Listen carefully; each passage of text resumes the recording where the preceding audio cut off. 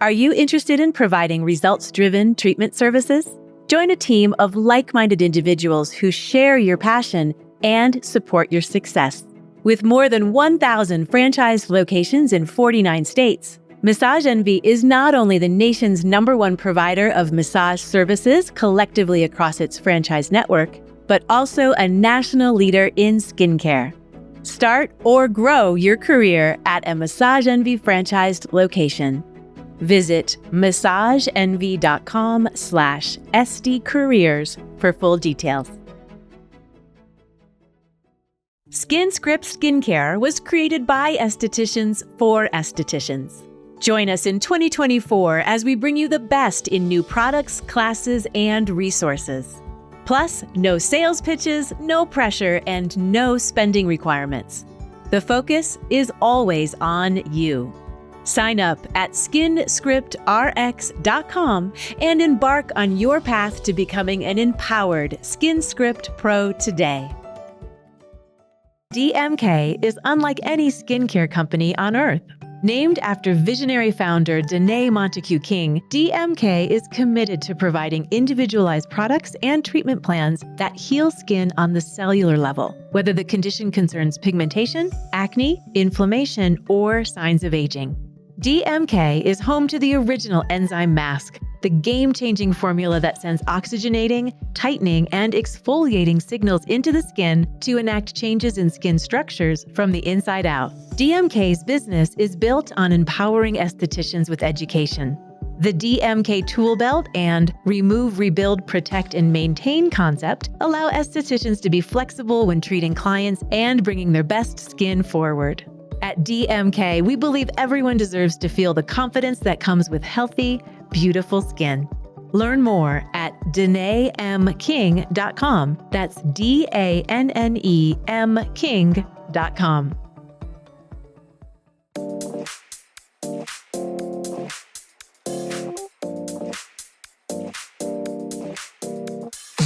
Hello and welcome to ASCP's Esty Talk. I'm your co-host, Maggie Staszcuk, and ASCP's Education Program Manager. I'm Ella Cressman, licensed esthetician, certified organic formulator, international educator, and content contributor for Associated Skincare Professionals. Ella, what is your happy place? Outside. Yeah. I know that's so finger wag. I know, so judge me, Esties, judge me, but outside in the spring or summer, on a patio or on a beach with the sun hitting me with a cold beverage in my hand, listening to music. That's my I love that. In nature. Yeah. Or a patio. Okay. Yeah, patio. That sounds nice. I could totally get on board. I think that's one of my happy places. I would also say my happy place is some sort of combination of blankets and dogs. Oh, a cuddle puddle. A cuddle puddle. Yeah. Cute. Yeah, I know. That's cute. Aww. I love it. Yeah. So did you know that Finland has been named the happiest country in the world for 6 straight years? Stop it. Yeah, I know. They got something right there. I'm not sure what it is, but it could be their sauna culture. What? Shocking, I know. No way. I'm happy. I'm not. Am I happy after a sauna? I'm usually super relaxed, so I can see that. Yes. So steamy, spiritual, stress busting. Mm-hmm. I can see that. Yeah. So a little fact for you. Finland has more than 3 million saunas, and they only have a population of 5 million people. That's almost 1 sauna per person. When you're saying this, I'm picturing Oprah. You get a sauna, and you get a sauna, and you get a sauna. Like everybody has one. I'm moving. Yes, totally. Oh my gosh. Totally. So unlike in other countries where saunas really is marketed as an expensive activity for the few, in Finland, it's really like an everyday role or everyday ritual.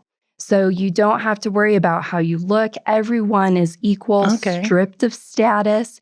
And it's really considered a sacred space. It's a place to find community. It's a place of refuge, to socialize, for therapy. Isn't spa, like the definition of spa, sanitas per agua, like healing through water? Yes, I just learned something. So that, I think water, especially steam saunas. Now, these are steam and dry saunas. Mm-hmm. Okay. I think that there's something, I believe it. I think that's amazing. And a place where you gather, like you said, that people are stripped of status. So you can't tell by the clothes they're wearing or the car they're driving. Everyone's on an equal plane. So it just has a dynamic that's unique. Yeah. And every sauna is different. So some of them, it's clothing optional. Some of them is divided by gender. Some of them have rules about what you're not allowed to discuss, like no religion, no politics, no business. And it really is this place to just come socialize with the person sitting next to you. And I like this comment about therapy because in aesthetics, sometimes going and seeing your esthetician is just that. It's a place to decompress. It's kind of like a little therapy session with your esthetician. For sure. Absolutely. Or at this point, your peers, your community members. Yeah. So at the heart of sauna culture is this term lolu, which translates to steam or heat. But how the people in Finland describe lolu, it can be compared to an intense hug, a spiritual feeling. It's the essence of sauna life. But really what it is the heat that you're feeling that engulfs you. It's the steam that engulfs you when you go into a sauna. So every sauna has a different lolu, and the quality of lolu can vary from day to day or even hour to hour or from sauna to sauna, which I think is really interesting. So while it may not be practical to transform your spa into a traditional Finnish sauna, there are certain elements of lolu and sauna culture that you can incorporate into your spa business. Nice. So let's talk about it. Okay. Let's take inspiration from the Finnish, where health and wellness go hand in hand. And we talked a little bit about some of the trends in our previous podcast that are going to be coming into 2024. And some of that is just this health and wellness and community and therapy. So health, wellness, and really mindfulness. I think of ways to incorporate from the Finnish, taking a page from the Finnish, starting like the Finnish, is to incorporate some healing elements. For a long time, we've thought of some of these things as foofy and not intentional, but essential oils, aromatherapy, and quiet or a certain vibration of music, those have wellness value. Those have health value. In fact, they're incorporating a lot of essential oils into hospitals. So really cool documentaries. If you're ever interested, reach out. But also consider the client's senses. When you walk into a sauna, I like to walk into a sauna, like a steam room sauna, before it fills up too much. And I like to get the billowing steam to come. But when I walk in, it's a different sound in there because of the mist occupies or inhibits some of the bouncing of the noise. It's darker. I can't see as much. So I'm focused to just pay attention to my breathing, my cadence of breathing. And so consider that for your client senses, starting them out with dim lighting, with calm music or a certain vibration of music, a certain scent in the room, like incense sticks. Maybe you begin a treatment with warm tea and you finish with cold water, which is another like Russian spa. Yeah. The banya. Mm-hmm. Mm-hmm. Consider creating maybe even like a quiet room for relaxation or maybe even like a meditation room. So your spa doesn't always have to be this busy schedule of treatments or back-to-back services. And sometimes your client just wants a break from their daily routine, a peaceful environment where they can find solace, they can unwind, they can relax. And take the pressure off of having to talk to them through the service too. I know this is going to be maybe a point of people having a very passionate position, but leaving the room at a certain time. If it's safe for the client, leaving the room, changing the lighting. I have one of those selenite wands and I will dim the lights in the room, like just have that light on, put a certain music, whatever they want to listen to, whatever transic thing works for them. I have them do either square breathing or triangle breathing so that they're in the cadence of that, or you guys remember butterfly breathing, and whatever works for them. And when they're in that cadence, and then leave the room, give them that time because there is benefit. There's overall wellness benefit for that little break. I love that. Encourage your clients to leave their phones behind. I think that's such a big one. Oh, Oh my gosh. I sometimes I just walk in the room like Kramer from Seinfeld, like, and I'll see them on their phone and they have to hide it. It's like, it's okay. You can do 10 minutes or 5 minutes without it. Yeah. It's going to be okay. Yeah. I mean, especially if we're trying to create this stress relieving and spiritual environment. If you can have a spot for a shower or a bath space where people can freshen up after, a lot of times people want to put on their makeup, which as long as it's cool makeup, like safe makeup, it's great.